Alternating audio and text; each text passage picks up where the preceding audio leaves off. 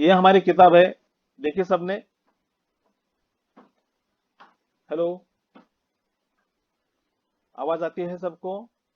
हाँ सर। आती है सर। हाँ सर। हाँ, ठीक है।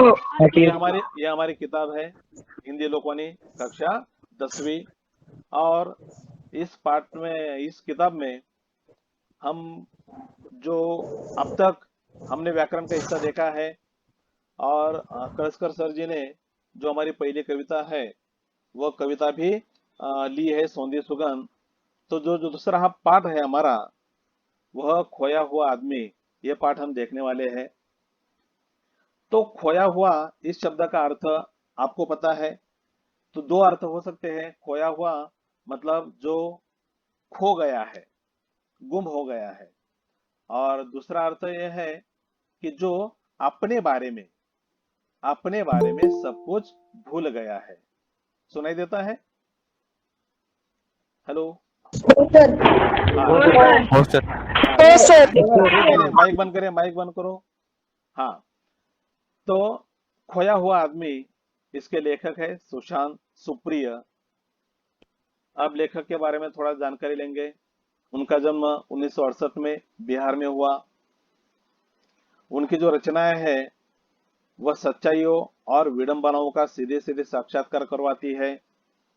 लेखक ने हिंदी के अतिरिक्त अंग्रेजी, पंजाबी में भी लेखन कार्य किया है। लगभग 500 रचनाएं उनकी विविध प्रतिष्ठित पत्र और पत्रिकाओं में प्रकाशित हुई है। जो उनकी प्रमुख कृतियां है, या मतलब उनका जो साहित्य है वह ऐसा है। एक बूंद ये भी, ये उनका कविता संग्रह है। हत्यारे तथा हे राम, ये उनका कथा संग्रह है। इन गांधीजीज कंट्री, ये उनका अंग्रेजी कविता संग्रह है। तो पाठ के बारे में थोड़ा जान लेते हैं। आजकल हम समाज में देखते हैं कि हर एक के मन में ऊंच नीच, अमीर गरीब, जाति पाति, यह भेदभाव दिखाई देता है। तो इस पाठ से लेखक हमें बताना चाहते हैं कि अगर हमारा व्यवहार अच्छा रहे, प्रेम से हो, तो पशु पक्षी, मानव, जानवर, सभी के मन में हम आदर प्राप्त कर सकते हैं। इसका मतलब हमें सबके साथ प्रेम से रहने की सीख, यह इस पाठ से लेखक हमें देने का प्रयास करते हैं। तो देखते हैं पाठ का पहला परिच्छेद। आपके सामने स्क्रीन पर परिच्छेद है। किताब सामने रखने की जरूरत नहीं है। आप वही और पेन अपने साथ रखें, और जो भी नए शब्द है या जो मुहावरा है वो आप अपनी वही में लिख लिए। और जो आपके स्क्रीन पर परिच्छेद दिया है वह आप झूम करके देख सकते हैं, इसीलिए किताब की आवश्यकता नहीं है। ठीक है, अब हम पहला परिच्छेद देखते हैं। कई वर्षों की बात है, एक कहानी है, गोष्ट जिसे हम कहते हैं मराठी में, ये कहानी है। तो कई वर्षों की बात है, एक पुराना गांव था। एक आदमी न जाने कहां से भटकता हुआ दूर दराज के उस गांव में आ पहुंचा था। गांव के कुत्तों ने जब चिथड़ों में लिपटे हुए इस अजीब आदमी को देखा, तो उन्हें वह कोई पागल लगा। वे उस पर बेतहाशा भौंकने लगे। गांव के बच्चे खेल रहे थे। कुत्तों की देखा देखी गांव के बच्चे भी पूरी दोपहर उसे छेड़ते और तंग करते रहे।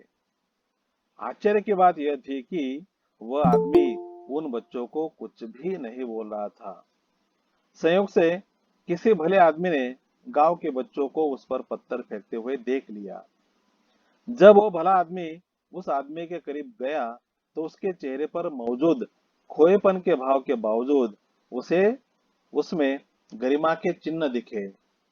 यह आदमी पागल नहीं हो सकता, उसने सोचा। गांव के उस आगंतुक भले व्यक्ति ने उस आदमी से उसका नाम पता पूछा, पर वह कोई उत्तर नहीं दे सका। वह केवल इतना बोल पाया, शायद मैं खो गया हूं। यह सुनते ही गांव के उस भले व्यक्ति ने निश्चय किया कि वे सब उसे खोया हुआ आदमी कहकर ही बुलाएंगे। तो इसमें जो नए शब्द है वह शब्द हम देखेंगे। तो पहला शब्द है बेतहाशा। लिख ले आप, बेतहाशा। और इसका अर्थ है तेजी से या जोर जोर से। तेजी से या जोर जोर सर से। फिर बोलिए। हाँ हाँ, बोलो। जरा तेजी, परत सांगा. हाँ, बेतहाशा मतलब तेजी से या जोर जोर से। दूसरा शब्द है संयोग। संयोग, इसका अर्थ है आकस्मिक या अचानक। आकस्मिक या अचानक। अगला शब्द है गरिमा। गरिमा, तो उसका अर्थ है महत्व या गौरव। महत्व या गौरव। अगला शब्द है हो सर. हाँ, सर परत सांगा. गरिमा। गरिमा का अर्थ है गौरव या महत्व। गौरव या महत्व। अगला शब्द आगंतुक। आगंतुक, उसका अर्थ है अजनबी। अजनबी या अचानक आया हुआ। अजनबी या अचानक आया हुआ। शब्दार्थ लिखकर हो गए। हाँ यस सर. हाँ, तो मुहावरा है, एक मुहावरा है, लिखिए मुहावरा। तंग करना। तंग करना। सोनाली है, सोनाली। सोनाली पवार। पवार है सोनाली। हाँ सर. हाँ, इसका अर्थ बताओ, तंग करना। परेशान करना. बराबर, वाक्य में प्रयोग करो।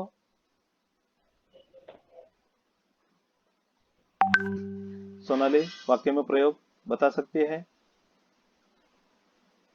हाँ. हाँ, बोलो। अध्यापन के समय हाँ, कुत्तों के शोर की वजह से कुत्ते मुझे तंग कर रहे थे. कुत्ते मुझे तंग कर रहे थे। ठीक है, तंग कर. बराबर। बराबर, ठीक है। ठीक है, तो अब हम स्पष्टीकरण देखते हैं। ये कहानी है, तो पुरानी बात है, कई सालों की बात है, और एक पुराना गांव था, ये बहुत ही पुराना गांव। तो क्या हुआ, उस गांव में एक आदमी न जाने कहां से भटकता हुआ दूर दराज के उस गांव में आ पहुंचा। दूर दराज के, बहुत दूर के गांव से उस गांव में आ पहुंचा। यहां पर ये जो शब्द है, कौन सा, कहा, दिखा शब्द। हेलो, कहा, ये जो शब्द है यहां पर लिखा हुआ, तो ध्यान से देखिए इसे। ये जो शब्द है कहा, कैसा लिखा हुआ है, कौन बताएगा इसका अर्थ क्या है? कहा, इस शब्द का अर्थ क्या है? अक्षता, अक्षता है, अक्षता बिराजदार,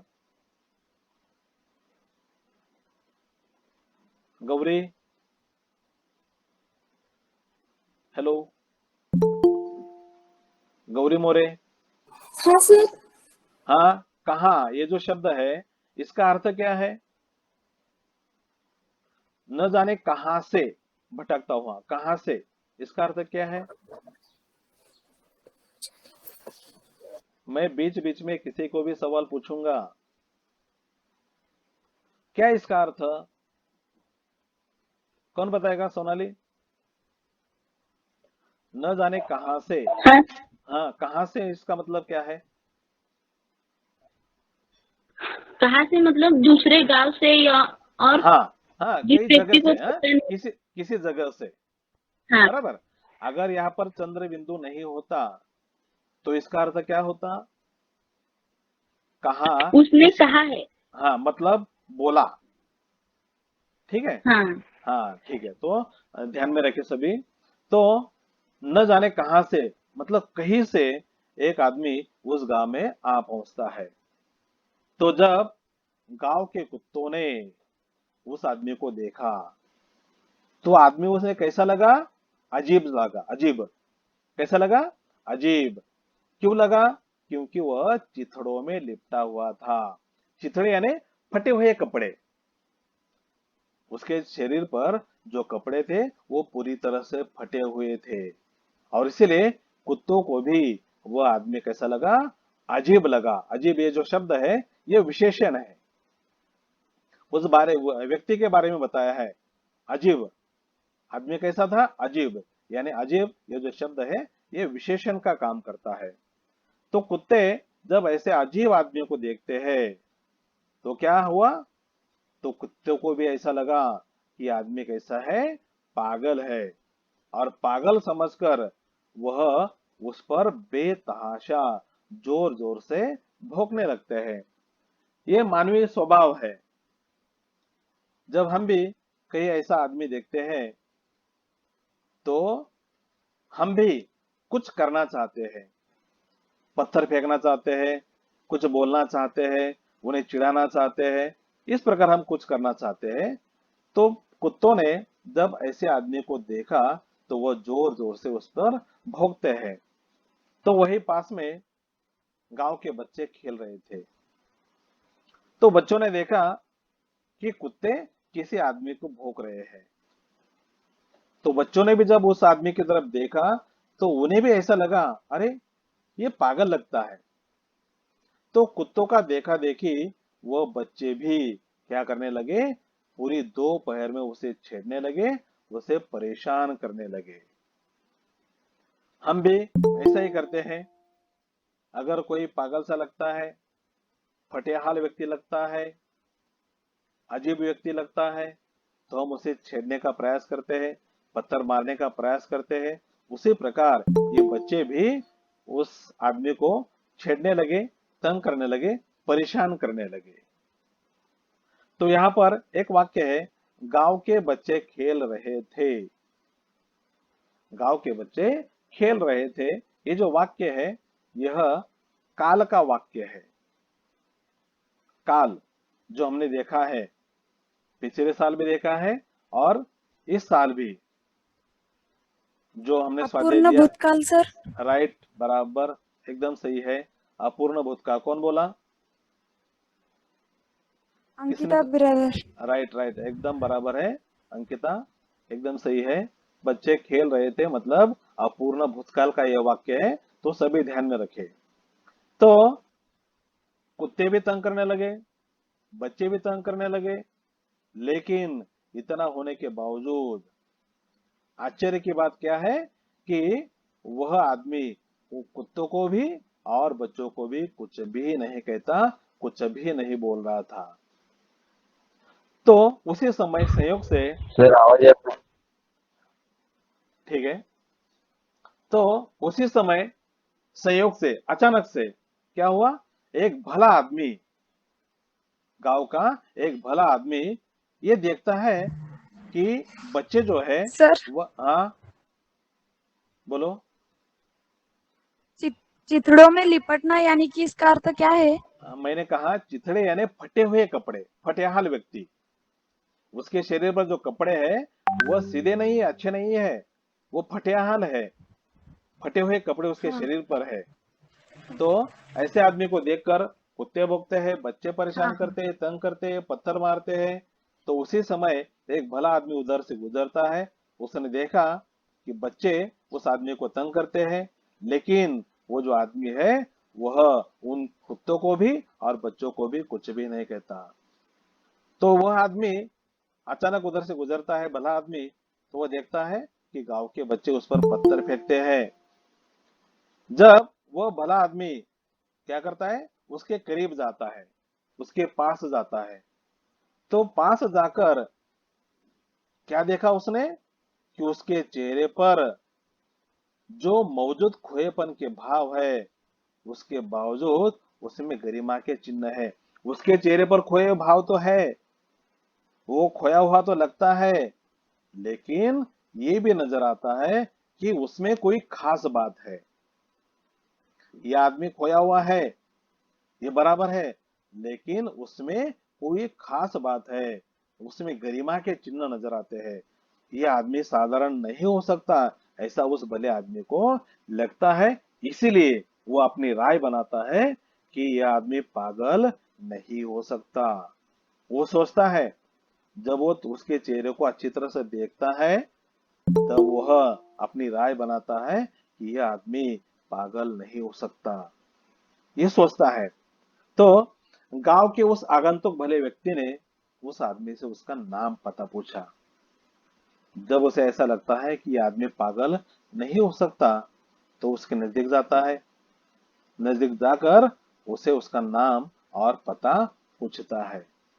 लेकिन क्या हुआ, वह कोई उत्तर नहीं दे सका, कुछ नहीं बता सका, कुछ नहीं बोलता। वह केवल इतना ही बोल पाया, शायद मैं खो गया हूं। आप फिल्मों में देखते हैं, अगर किसी का अपघात होता है तो वह अपनी याददाश्त खो बैठता है। अस्पताल में होने के बावजूद भी वह कहता है कि मैं कौन हूं, मैं कहां हूं, इस प्रकार वह जवाब देता है। तो उसी प्रकार ये जो आदमी है, वह कुछ नहीं बता सकता और केवल इतना ही कहता है, शायद मैं खो गया हूं। यह सुनते ही गांव के उस भले व्यक्ति ने निश्चय किया कि वे सब उसे खोया हुआ आदमी कहकर ही बुलाएंगे। जब वो कुछ नहीं बता सकता अपने बारे में, ना उसे अपना नाम पता है, ना उसका पता है, कुछ भी नहीं पता, और वो कहता है कि मैं शायद खो गया हूं। यह सुनकर जो भला आदमी है उस गांव का, जिसने देखा था कि बच्चे परेशान कर रहे उस व्यक्ति को, कुत्ते भौंक रहे उस व्यक्ति को, तो वह आदमी यह तय करता है, यह निश्चय करता है कि हम सब उसे क्या कहकर बुलाएंगे। बोलो, बोलो, क्या कहकर बुलाएंगे। खोया हुआ आदमी। खोया हाँ, हुआ आदमी। खोया हुआ हाँ, खोया हुआ आदमी आदमी। कहकर ही खोया हुआ आदमी। बुलाएंगे। तो यह हमारा पहला परिच्छेद यहाँ पर समाप्त होता है। अब हम दूसरा परिच्छेद देखते हैं, अच्छी तरह से सुने। खोया हुआ आदमी इतना खोया था, इतना खोया था कि उसकी पूरी स्मृति का लोप हो चुका था। उसके जहन से उसका नाम और पता पूरी तरह खो चुके थे। न उसे अपनी जाति पता थी, न अपना धर्म, लेकिन अपने खोएपन में भी उसमें परिचित जैसा कुछ था, जो उसे अपना सा बना रहा था। लिहाजा जब उसे गांव के अन्य लोगों के पास ले जाया गया, तो उसे देखते ही सभी एक स्वर में बोल उठे, अरे, ये खोया हुआ आदमी तो बेहद अपना सा लग रहा है। उन्होंने उसे अपने ही गांव में रख लेने का फैसला किया। वह आदमी भी उस गांव में रहने के लिए तैयार हो गया।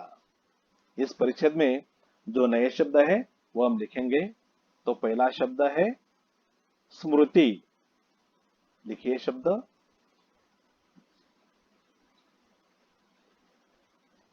स्मृति, यानी याद। स्मृति यानी याद। अगला शब्द है जहन। अगला शब्द है जहन, उसका अर्थ है दिल या दिमाग या बुद्धि। दिल या दिमाग या बुद्धि। अगला शब्द है लिहाजा। अगला शब्द है लिहाजा, इसका अर्थ है इसलिए। इसका अर्थ है इसलिए। मोहरा है, मोहरा है लोप होना। लोप होना।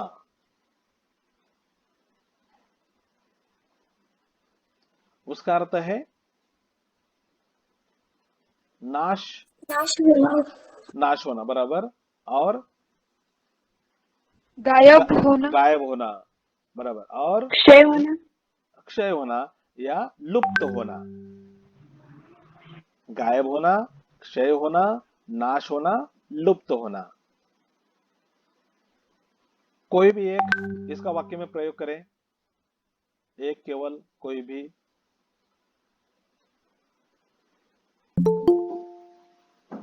वाक्य में प्रयोग।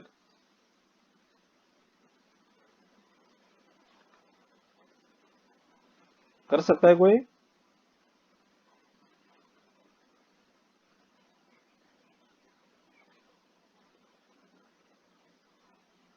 सोनाली? हाँ, हाँ, वाक्य में प्रयोग। पुराने हाँ पुराने जानवर धीरे धीरे लुप्त बराबर। होते चले गए। एकदम बराबर है। पुराने जो जानवर है वह धीरे धीरे लोप हो चुके हैं, या जो पक्षी है वह धीरे धीरे लोप होते जा रहे हैं। हम देखते हैं जो पक्षी है वो ज्यादातर हमें आप दिखाई नहीं देते, क्योंकि जो फसल होती है उस पर भी कई तरह से औषधियां होती है, इसलिए वहां पर नहीं जाते पक्षी। गांव में भी लोग उन्हें खाने के लिए कुछ नहीं देते, इसीलिए गांव में भी पक्षी नहीं दिखाई देते। इसका मतलब वो धीरे धीरे लोप हो रहे हैं। ठीक है, अब इसका हम स्पष्टीकरण देखते हैं। तो गांव के लोगों ने उसका नाम रखा खोया हुआ आदमी।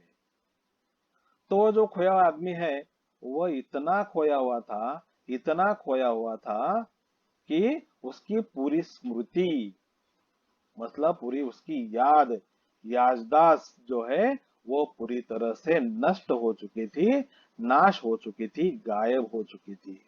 मतलब उसे अपने बारे में कुछ भी पता नहीं था, वो पूरी तरह से भूल गया था। अपने बारे में उसे कुछ भी याद नहीं था, पूरी तरह से वो भूल गया था। उसके जहन से, दिल, दिमाग, बुद्धि से क्या हुआ था? उसका नाम और पता पूरी तरह से वो खो चुका था। कुछ भी पता नहीं था अपने बारे में। उसका नाम, वो कहाँ से आया है, कहाँ रहता था, कौन सा उसका गांव था, ये उसे कुछ भी पता नहीं था।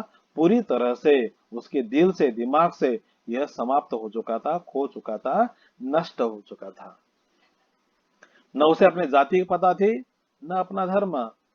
जिसे अपना नाम पता नहीं उसे अपनी जाति कैसे पता होगी? ना जाति पता थी, ना धर्म पता था, कोई भी उसे याद नहीं था। वह अपने बारे में पूरी तरह से भूल गया था।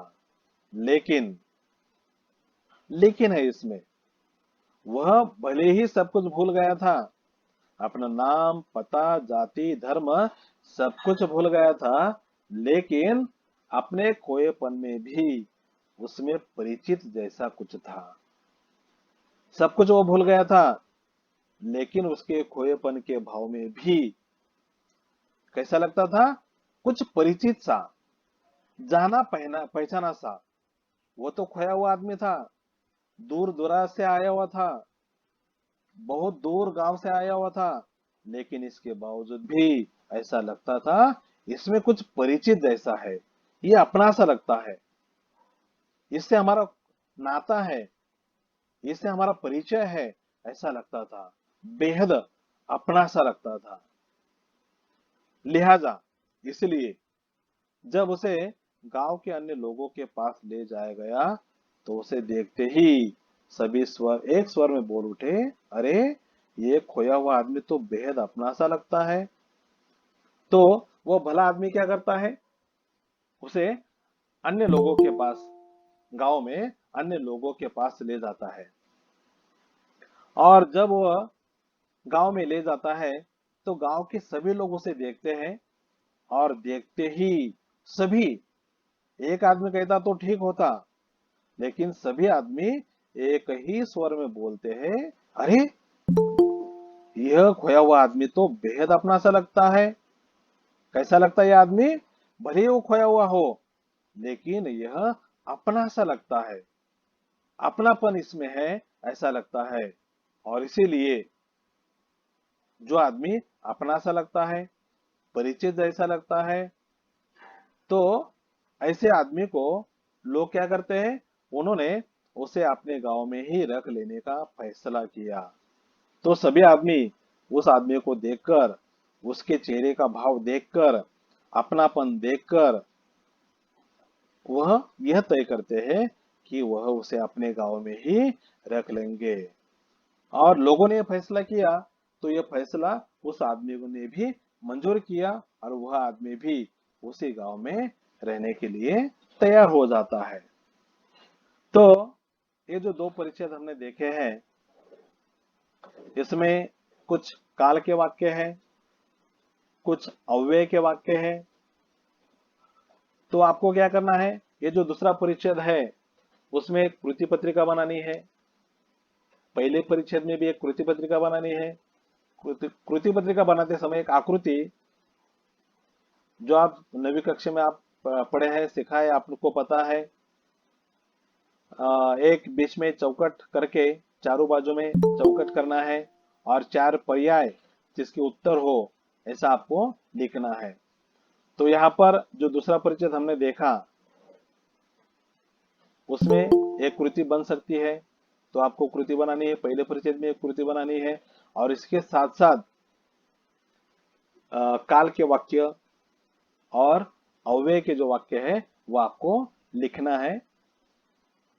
अगर किसी कोई शंका है तो आप पूछ सकते हैं।